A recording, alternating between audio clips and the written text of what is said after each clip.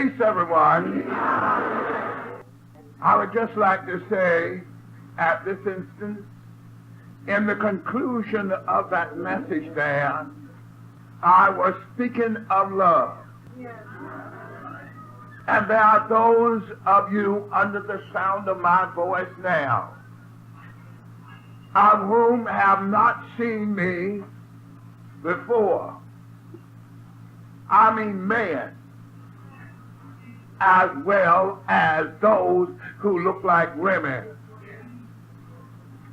And you have that sympathetic, harmonious,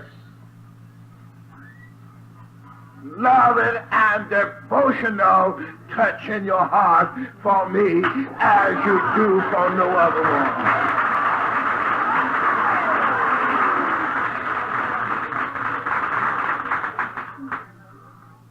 That's why you can see the faces of these, representing, as it may be termed, every nation and every language and every people, the different national origin and national original abstraction, coming from far and near, some under the sound of my voice and in your very presence here, volitionally and voluntarily, came from Australia, some from England,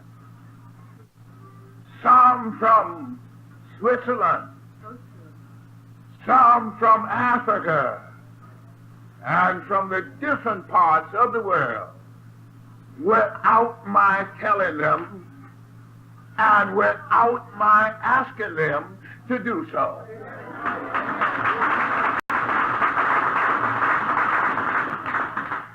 For to the extreme reverse, I am stressing to the children of men the significance of transcending all personalities and all individualities, even my own personality and your own personality, to find your God.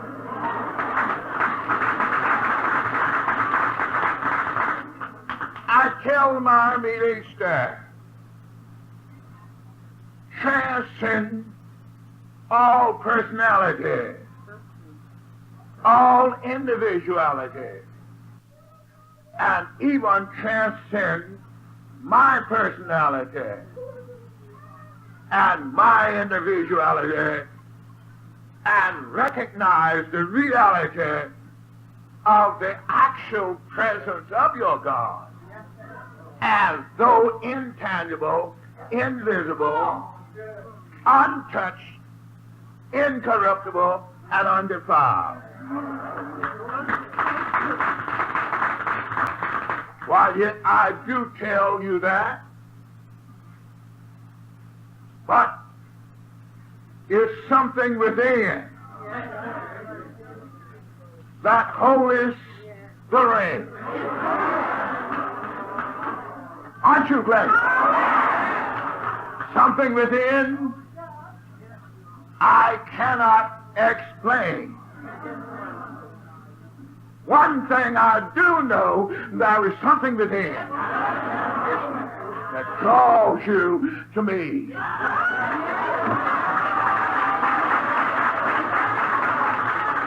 Not just for a few, because if it was just for the fishes and loaves, they would not leave everything according to the gospel to come and follow me. They are willing to leave fishes and loaves, everything, and follow me personally.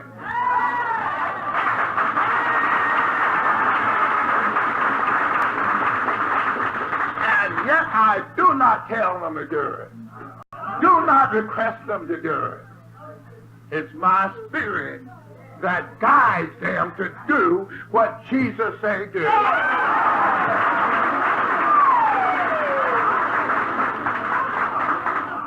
What said Jesus concerning this mystery?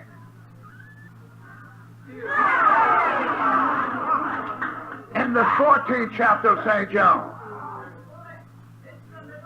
except you forsake all you have, you cannot be my disciple. Yet without you knowing it, without you even recalling to consideration that particular quotation, you are led intuitively and inspirationally to obey Jesus. Are you happy? Aren't you glad? But I know you can be the same wheresoever you are.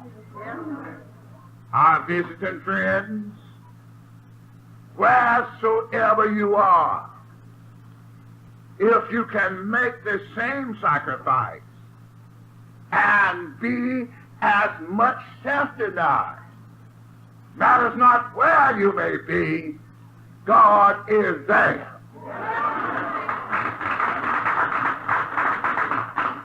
And you can be blessed. And you can be protected just as much. For when Jonah was in the belly of a whale, Jonah said he prayed to God in the you-know-where, the other place I call it, and God heard his prayer down there.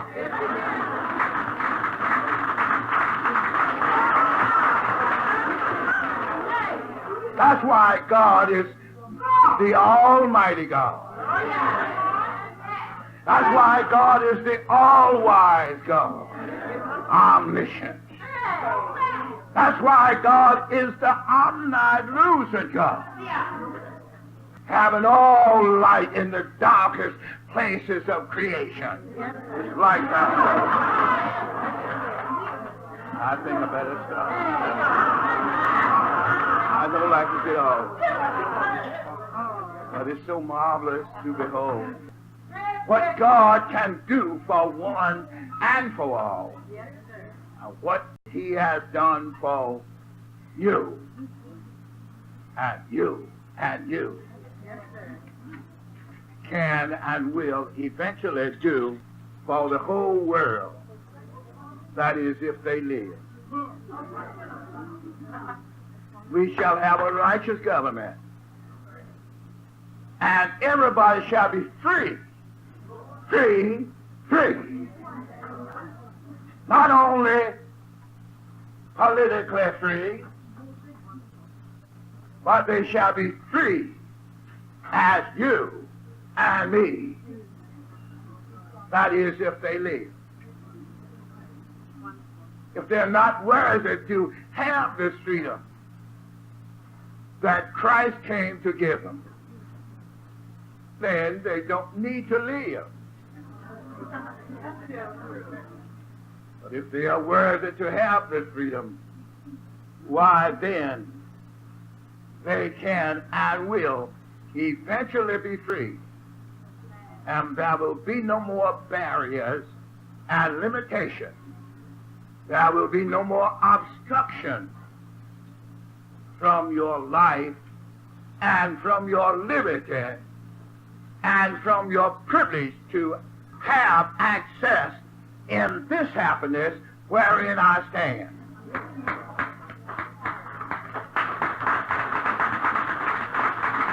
And if you live it and express it, you will be the same wheresoever you are as I am, and as these are right here where I am. I have striven to show you the allness of God and the nothingness of matter. The reality of God as the author and the finisher of all things. I've striven to show you, according to your faith, so be it unto thee. For as you have seen pictures, some of you have seen some pictures from Switzerland, from Australia, from Germany, from Panama, and from other countries, as they are all over the world, where they recognize my presence and believe in my deity.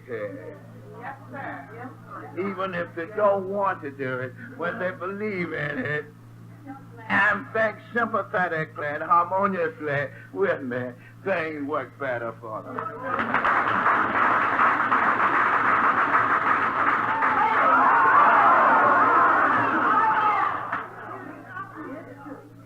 Aren't you glad?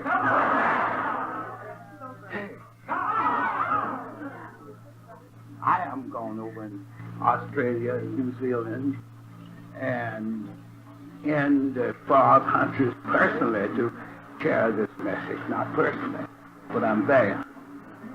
It's the same as a shortwave message broadcast. You get it from all parts of the world. God's presence is just as operative and expressive. You can dial in on the supernatural and infinite presence wheresoever you are. Aren't you glad? So I want to say to our visiting friends and guests, I desire to see the world blessed. Just what a good many of you have been going through in the southern states. I have been striving physically and personally, as well as mentally and spiritually, to break down that line of demarcation and to give everybody his or her unalienable rights, life, liberty, and the reality of happiness, just as I have it.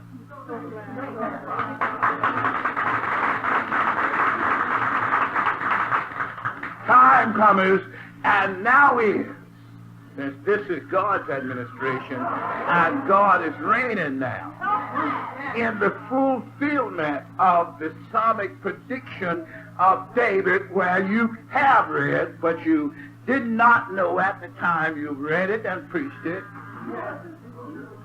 the Lord reigneth. Let the multitudes of the isles be glad. This is God's administration. God is reigning now. He shall reign from shore to shore and from land to land in the fulfillment of his psalmic prediction as given by David, though a declaration yet to us here and now at this time, and for the future it was a prediction. Can you not see the mystery? So God declared through the mouth of David, the Lord reigneth. He said clouds and darkness are round about him. He said on one occasion, light is sown for righteousness and gladness for the upright in heart. Can you not see some gladness exemplified or simplified and materialized? Yes, Lord. And personified, for we the people are the personification of that gladness and the expressors of that light, of which the gospel say through Jesus as recorded. Let your light so shine before men that they may see your good works. You do not smell any smoke and liquor in here, do you? If you do, it's a stranger came in. For we do allow strangers to come in Even if they've been drinking, we allow them to come in and sit right here at this banquet table. You better know. To us, it's just that. But to those who cannot accept of it as it, they may accept of it as food for the sustenance of their bodies. For Christ did say, "Cheer, Peter, feed my lamb, feed my sheep. I'll feed the saints and sinners, I don't care who they are, and give them a chance to life, liberty, and the reality of happiness." Make it possible for you to have a square meal any day of the year, and you can get it and will not be forced, obliged to pay $100 a plate for it. Some of the dignitaries of which would or could be called my colleagues, if you read those little stamps, you will see. Some of them might or could be called my colleagues when they have banquets not to compare with these. Some of them charge as much as $100 a plate. But we want everybody to come to that place of consciousness where all of the people can be one and will be one and will enjoy the abundant life with the abundance of the fullness wheresoever they may go. I thank you. I thank you. I thank you.